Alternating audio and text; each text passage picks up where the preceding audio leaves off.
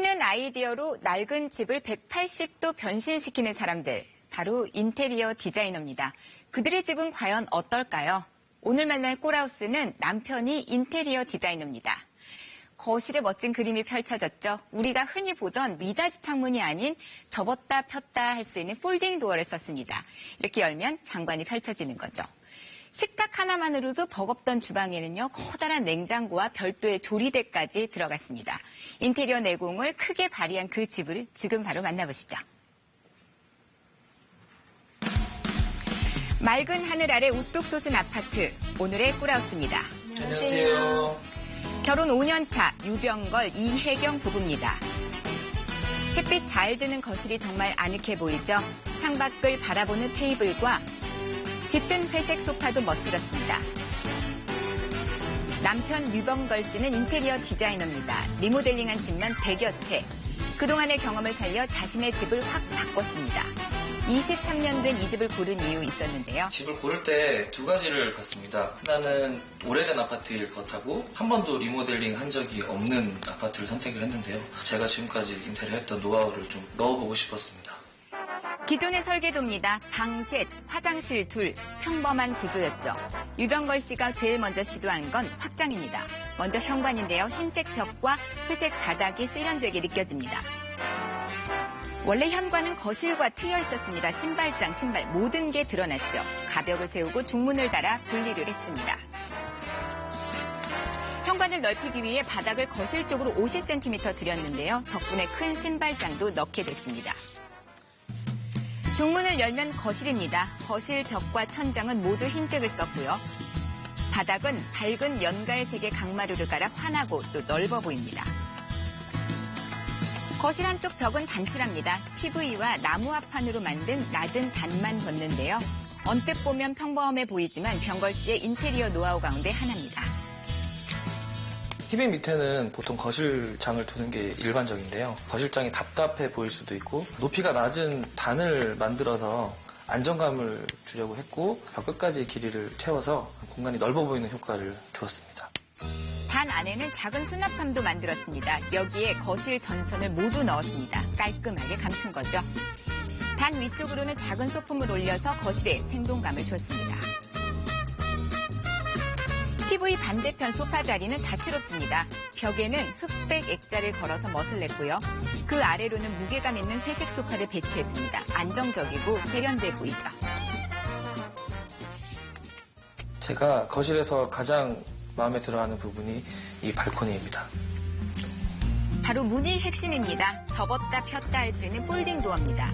야외 테이블이 있는 카페에서 보던 건데요. 활짝 열고 밖을 보는 거죠.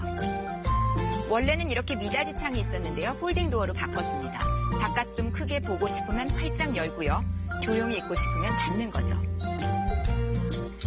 폴딩 도어를 열어놔도 춥지 않도록 바닥에는 온도를 깔았습니다. 단열에 좀 더 신경을 썼는데요. 창은 이중창으로 바꿨습니다.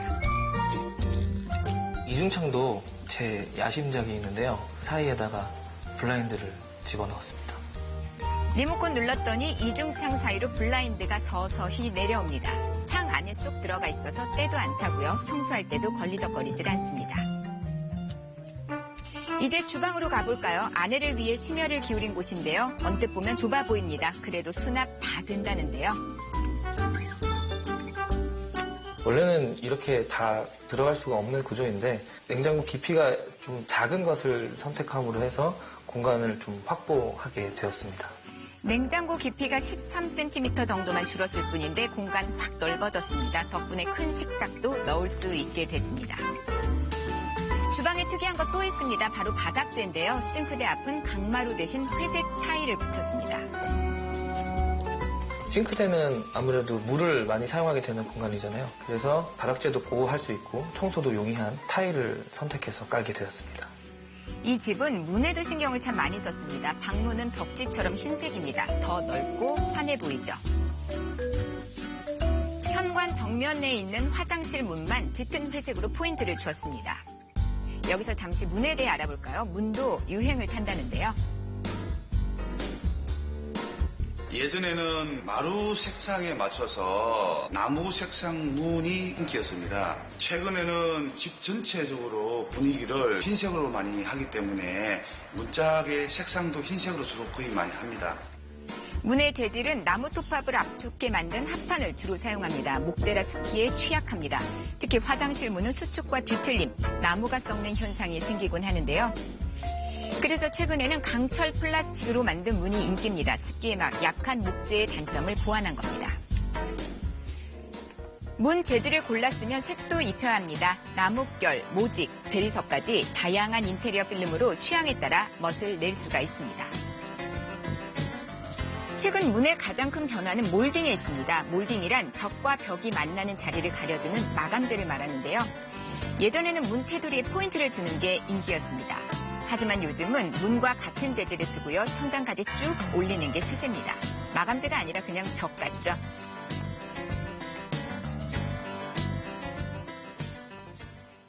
다시 꿀하우스로 돌아와 마지막으로 서재 살펴봅니다. 벽과 천장 모두 흰색을 써서 환하고 깔끔하죠. 집에서도 업무를 보는 공간이라 답답하지 않게 하려고 신경을 썼는데요. 여기도 기존에 있던 발코니를 확장해서 공간을 넓혔습니다. 방 한쪽에 툭 튀어나온 벽 부분이 확장된 공간인데요. 여기에 책상을 뒀습니다. 이 서재의 또 다른 비장의 무기는 벽 전체에 맞춰서 짠 수납장입니다. 집에 온갖 잡동사니 다 넣어서 감췄다는데요. 한쪽은 천장까지 높여서 수납 공간을 넉넉하게 확보를 했고요. 다른 쪽은 높이를 낮춰 답답하지 않게 했습니다. 똑같은 구조의 아파트지만 하나부터 10까지 손수 꾸몄고 아이디어를 보태 실용적으로 변신시킨 거죠. 오래된 아파트를 고치는 게 저한테는 좀 가장 재미있는 작업이기도 했고요. 이제 제가 직접 살 집을 이제 이렇게 고치다 보니 매우 보람이 있고 들어올 때마다 편안하고 뿌듯했습니다. 집이 낡았다고 생활까지 낡을 순 없습니다. 조금 더 신경 쓰면 살기 편하고 아늑한 우리 집이 될 수 있습니다.